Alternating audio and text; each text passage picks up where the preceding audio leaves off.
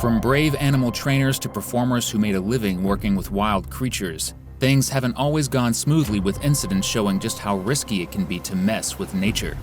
Some of these people were lucky enough to survive and tell the tale, but others weren't so fortunate. And sadly, it's not just the trainers who get hurt. Sometimes innocent people are caught in the chaos too. Siegfried Fischbacher was born during the First World War in Rosenheim. As Europe ignited, his father Martin, a house painter, was drafted into Hitler's army, leaving his wife Maria to raise their son alone. Years later, Martin returned from Soviet captivity broken, violent, alcoholic, and distant. Siegfried, still a boy, learned to disappear, not physically, but inwardly. At 8, he found an old book on magic at a market and bought it with saved coins. While his father raged, Siegfried practiced. Coins vanished, cards floated, scarves emerged from empty hands. First for himself, then for his mother, then anyone who watched. Southwest in Nordenham, Uwe Ludwig Horn, later Roy, was born in 1944, the youngest of 4.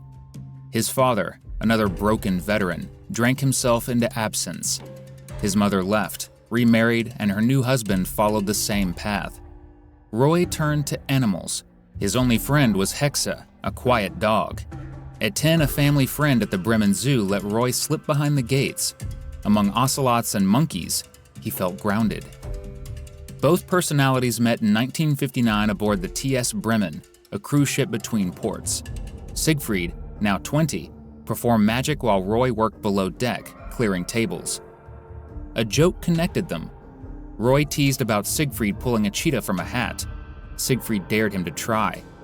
Days later, Roy smuggled a live cheetah aboard in a laundry bag. Both were fired. But something began, a connection born not of spectacle, but of recognition. They soon found work on another cruise line out of New York, performing for tourists between drinks and sunburns. The wild cat joined the act. Word spread. In 1964, a nightclub owner saw them perform and brought them to her Bremen venue. There they expanded the act. Live tigers, choreography, large-scale illusion. They weren't just magicians anymore. They were inventing something new. Monte Carlo called next. The popular Grace Kelly herself invited them to a Red Cross charity gala. The performance, swirling with smoke and stripes, shimmered beneath chandeliers. A Parisian promoter named Tony Azzi spotted the act soon after and brought them to the Mecca of fantasy, Las Vegas. Vegas in 1967 was neon, nudity, and noise. Their act debuted at the Folies Bergère in the Tropicana, buried at 14th on the bill. No one expected much. But then came the cats. The audience was transfixed. These weren't lions jumping through hoops. They were apex predators, moving in sync with 2 men who never flinched. Word spread quickly. The finale became the headline act. By 1975, Siegfried and Roy were named Magicians of the Year by the Academy of Magical Arts. In 1978, Frank Rosenthal moved them to the Stardust and lit up their names on the marquee. But it was the New Frontier Hotel in 1981 that changed everything. Under producer Kenneth Feld, they launched Beyond Belief, a spectacle of elephants, unicorn illusions, and tigers vanishing in explosions of light. Siegfried and Roy appeared like royalty, commanding the stage in full costume. In 1988, they became U.S. citizens. Vegas was home now. The theater was their kingdom, the stage, their sanctuary. That same year, the show was redesigned and toured globally. Crowds in Tokyo, Berlin, and New York watched tigers vanish and elephants dissolve into smoke. Their act wasn't just magic, it was legend. In 1990, Steve Wynn built them a $30 million custom theater at the Mirage and signed them to a 5-year, $57.5 million contract, the biggest in entertainment history. They performed there for over a decade, and by 1999, the show had earned $500 million. They were Las Vegas's highest paid stars, with a star on the Hollywood Walk of Fame. They weren't just performers, they were icons. Then in 2003, everything changed. It was Roy's 59th birthday. Manticore, their white tiger, 7 years old, 400 pounds, stepped onto the stage. Something was wrong. The timing was off. The connection slipped. Manticore turned toward the crowd. Roy moved in. The tiger latched onto his sleeve. Roy tapped him on the nose to calm him. For a second it worked. Then it didn't. As Roy turned to retreat, Manticore lunged, knocking him down, biting into his neck, and dragging him off stage. It happened so fast that even when trainers intervened by using fire extinguishers and other methods to get the tiger to release Roy, the injury had become serious. Roy had suffered slash and puncture wounds to his neck and was barely breathing. Roy suffered a massive stroke, severed his spine, and lost half his blood. His ability to speak and walk was gone. The show, which employed 267 people, shut down within hours. Vegas blinked, stunned. The media swarmed. Rumors flew. Some called it a tragic accident, others a moment of truth. Years later, trainer Chris Lawrence broke his silence, claiming Roy had treated animals like props, ignoring their instincts. The attack, he insisted, wasn't a fluke. It was the result of hubris. But the duo denied it. Roy insisted Manticore had sensed the stroke and tried to save him. In the years that followed, Roy endured grueling therapy. Wheelchairs replaced costumes. The mansion was retrofitted for ramps and lifts. The man who once commanded tigers now fought to lift a spoon. In 2009, they made one final appearance, one final illusion. At the Bellagio, in a benefit for the Lou Ruvo Brain Institute, Siegfried and Roy reunited with Manticore, and they retired for good a year later. While this duo managed to survive, though not without lasting scars, the victim in the next incident didn't even make it a full minute after it happened, let alone get the chance to tell the story. He was known as Massarti the Lion-Tamer, a name made for posters and headlines, conjuring images of fearlessness and control. But behind the costume and the roar of crowds stood Thomas McCart, an Irishman born in Cork around 1839, who was never truly at ease among lions. McCart's life was rough and uncertain. He was married, childless, and rumored, though never confirmed, to be part of the famous McCart circus family. What was certain is that he spent most of his adult life with traveling circuses and menageries, learning to handle wild animals the hard way, close, caged, and often bleeding. He knew blood well. In 1862, while working for the American Hippodrome Circus in Liverpool, McCart was passing a cage when a lioness lunged through the bars and bit into his forearm. The injuries were so severe his arm had to be amputated. From then on, he was a one-armed lion tamer and a man who understood fear. After that, something shifted. He wasn't as steady in the ring. Before shows, he often turned to alcohol for courage. Still, he kept performing. In 1871, after famed tamer Macomo died, McCart joined Mander's Menagerie as his replacement. It was a high-profile role, but dangerous. He wasn't allowed to work with tigers, likely because of his injury. He was assigned to lions instead. He had a reputation: bold, daring, careless. He often turned his back on the animals during shows, something no seasoned trainer ever did. Colleagues warned him repeatedly. He ignored them. Whether out of pride or nerves, no one knows. His wife, who remained by his side throughout his career, noticed his unease. In fact, she recalled that one of the lions, an imposing creature with a silver mane, had bitten him just a week before his final performance. McCart had quietly admitted to her that he feared that particular lion. Then came the night of January 3rd, 1872. Mander's Menagerie was wrapping up its stay in Bolton, Lancashire with a final performance. The marketplace was packed. Nearly 500 spectators jammed into the space, eager to see the famous Massarti perform. That night, McCart was dressed in his usual Roman gladiator outfit, sword at his side, and a pistol loaded with blanks tucked into his belt. A theatrical touch meant to add drama to the lion hunt portion of the show. His wife later testified that he left home around 2 p.m. and never returned for tea. She insisted he was sober when he left. Others weren't so sure. They claimed he'd had a few drinks before the show. Maybe it was nerves. Maybe routine.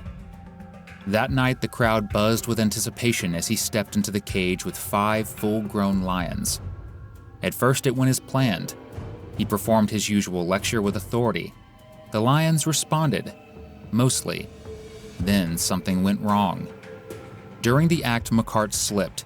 Just a moment of imbalance, but in a lion's cage, that's all it takes. In a flash, the biggest of the animals, a black-maned Barbary lion, pounced. A roar split the tent, and the others followed, leaping on him in a frenzy. Chaos exploded. Inside the cage, it was a nightmare. The lions mauled Massarti with teeth and claws. His sword and pistol, both meant for show, were useless. Outside the cage, horror spread like wildfire. Grown men screamed, women fainted.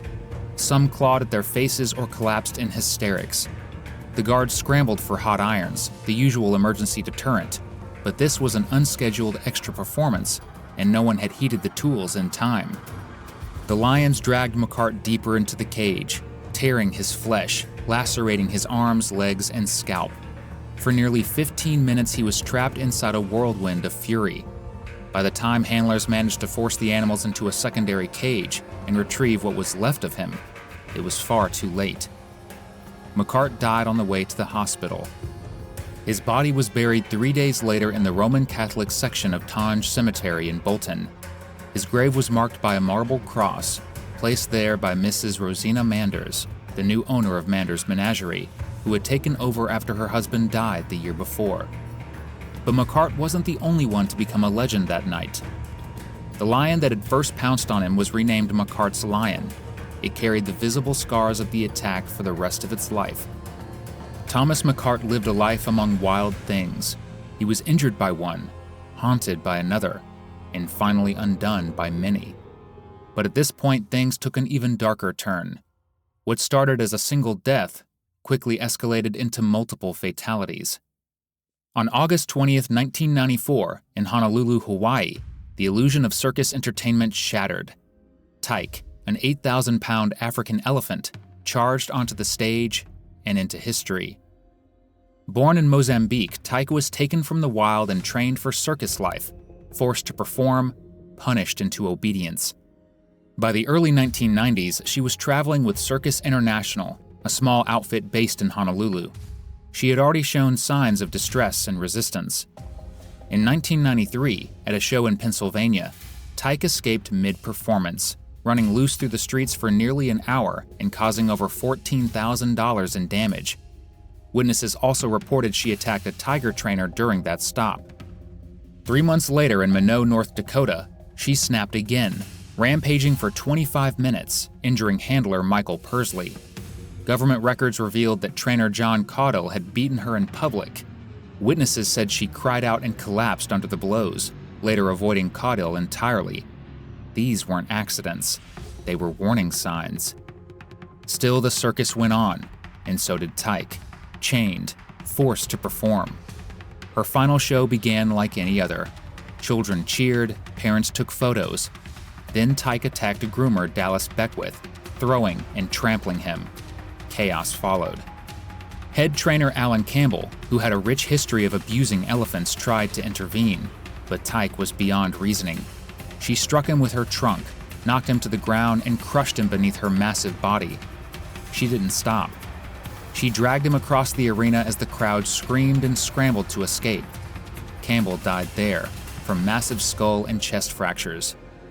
Tyke, wild-eyed and flaring with adrenaline, burst out of the arena, smashing through the circus lot and into the open streets of Honolulu. Publicist Steve Harano tried to intercept her near the parking lot. She knocked him down and injured him too. A nearby police officer fired shots to distract her. Tyke roared and ran again. For 30 chaotic minutes, downtown Honolulu became a battleground.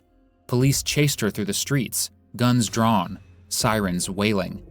Onlookers, many of them children, watched from sidewalks and windows as the massive elephant, dripping with blood, darted between cars and crowds in a frenzy of confusion and terror. Then came the final act. 2 officers cornered her near a loading dock. Over the course of minutes, they fired between 86 and 87 rounds. Tyke's gray hide was riddled with bullets. She swayed, staggered, and finally collapsed in a pool of blood, her massive body twitching before stilling for forever. It was over. But in many ways, it had just begun. Tyke's death shocked the world. The footage, filmed by both spectators and journalists, was replayed endlessly on television screens. The haunting image of an elephant, pushed past her breaking point, dying in a storm of bullets, became a symbol of everything wrong with the circus industry. The lawsuits followed. Honolulu attorney William Fenton Sink filed on behalf of dozens of traumatized spectators, including children who would never forget what they saw that day. The city of Honolulu, the state of Hawaii, Circus International, Tyke's owner John Caneo Jr., and his company, the Hawthorne Corporation, were all named. The cases settled out of court. The financial details were sealed, but the emotional toll was not. In honor of Sink's work, Animal Rights Hawaii renamed its Order of the Innocent the William Fenton Sink Award for the Defense of Animals. Campbell's autopsy confirmed what many feared. He'd been intoxicated while handling the elephants. It added another layer of disgrace to the already tragic narrative. But Tyke's death did something else. It sparked a movement. Activists and lawmakers, galvanized by the public horror, began pushing for change. In Hawaii, local legislation followed what would eventually lead to the banning of exotic animal acts. Tyke's story reached Congress. California Representative Sam Farr introduced bills aimed at tightening circus regulations. Meanwhile, organizations like PETA began exposing further abuse within the industry. Undercover footage showed elephants beaten with bull hooks, prodded with electric cattle rods, and screaming in pain during training. One infamous video featured Tim Frisco, animal director for Carson and Barnes Circus, urging trainers to sink the hook in and twist until the elephant screamed. In the end, Tyke did what no protest or lawsuit could have done on its own. She forced the world to look.